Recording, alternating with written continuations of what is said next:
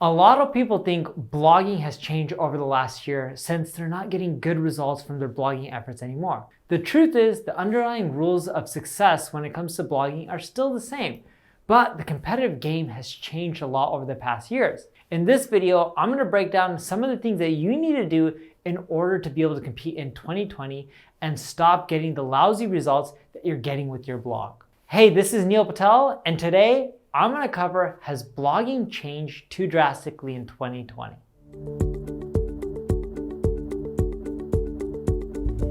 Before we get started, make sure you subscribe to this channel. And if you're on YouTube, click the alert notification. That way when I go live, you'll get notified.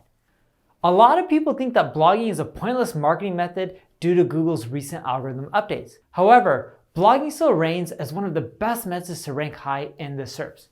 So if it's not algorithm updates, what is it? More and more people are struggling with ranking, but it's not because Google's making it harder. It's because the markets are getting more and more saturated. Just think of it this way. There are over 1.5 billion websites on the web, and 380 websites are created every single minute. There's roughly 1 billion blogs on the internet. That's roughly one blog for every 7 people. Now, some websites have blogs, some of them don't. That's why you see the discrepancy in that number. But you're probably wondering, hey, with all these websites coming aboard, with WordPress powering more than 30% of the internet, how do I compete? And is it even possible to rank anymore in your market? In short, it's still possible. It's going to take some patience. It could take up to 3 months to start seeing even some traction in the SERPs. Not amazing traction, not game-changing traffic where you're getting sales, but just some traction where you're starting to rank higher and higher. Maybe you get on page 5 or page 4 or page 6. That just shows you that it's starting to work, but you won't see the results until you're on page 1. And that's if you're doing SEO consistently and correctly in the first 3 months. I often hear people saying, I've tried and it didn't work, and I didn't get results instantly. And unless you have a top brand like Amazon or Nike, or even me in my space, or Wikipedia, or Moz, or SEMrush, or one of these big players, right? You're gonna get results, but it's gonna take a lot longer. But it is worth it. Here are some surefire tactics that can help you rank in whatever market that you're trying to compete in. First, you wanna make sure that your blog is correctly optimized. It's important to make sure that your blog is going after relevant keywords and the ones that aren't too competitive, especially at the beginning. The average keyword density you can pick, but generally what we found by researching keywords, it's somewhere around 1%. You don't need to optimize for 1%, but typically if you're going after a keyword, you'll naturally include it within your content, your title tag, your headings, within your introductory paragraph, and maybe even your conclusion. So if you're not including the keywords in your content, chances are you're not going to rank for it because Google doesn't know that you're going after that keyword. And as I mentioned, you don't want to go after keywords that are too competitive. So using Ubersuggest, type in whatever keyword that you're looking to go after. Look at the SEO difficulty score. When you're starting off, you want to go after keywords that have a difficulty score of 40 or under. You're much more likely to get rankings if you go after keywords that are 40 and under versus going after the ones that are much more competitive. You also want to optimize your site for mobile and voice search. According to Google, more than 50% of search queries globally have now come from mobile devices. And according to ComScore, over 50% of the searches on Google are now voice-based. And that makes sense. When you're driving, you can just talk into your phone, boom, you can get your answer. So if you want to do well with mobile and voice, make sure you're using structured markup. Right? Not only does that help for mobile, but that also helps for voice search and feature snippets as well.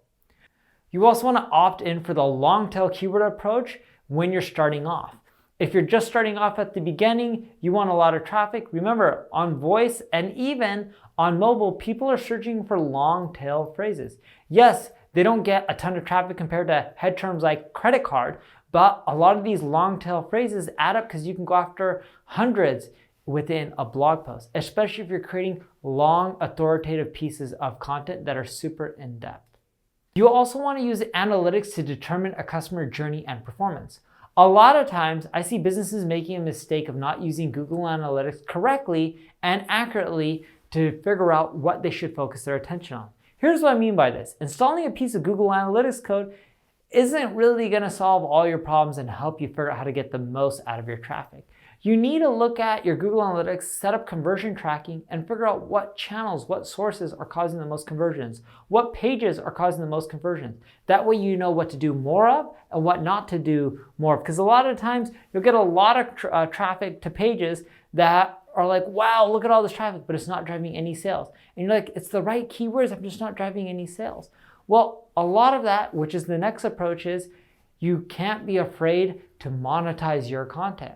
So with a blog, you're getting some traffic. If you're not telling people about your products or services within your blog content, don't ever expect to generate any sales. But if you do, you're much more likely to. Last but not least, you need to focus on an omni-channel approach. Focusing on several different channels is going to actually provide you better SEO results. Yes, SEO is Google, but think of it this way. From everything that we've seen, when you get more social shares, you're getting more traffic back to your site. That means more people are seeing your content. They may link back to it. They may leave a comment. They may subscribe by email. They may come back a year later and then, buy from you or link back to you. And all those user signals will continually help with your ranking. The reason the omnichannel approach is super important, Eric Schmidt once talked about how brands are the solution to figuring out what sites should rank on Google. When you take an omni-channel approach, someone's more likely to see you. And they call it the rule of 7. When someone interacts with your brand 7 times, they're much more likely to build that connection with your brand. And that helps with your brand queries, which then helps with your rankings. If you're curious to see how your brand's doing compared to your competitors, you can go to Google Trends, type in your brand name as well as your competitors' names, and it'll show you a graph of how you're competing versus all your other competitors. And the key is to be higher than them. And taking that omni-channel approach will help you grow your brand bigger and bigger over time. If you need help getting more traffic to your blog, check out my ad agency, Neil Patel Digital, or if you just have any questions, leave a comment below and I'll answer it. If you enjoyed the video, like it, share it, tell the people about it. Thank you for watching.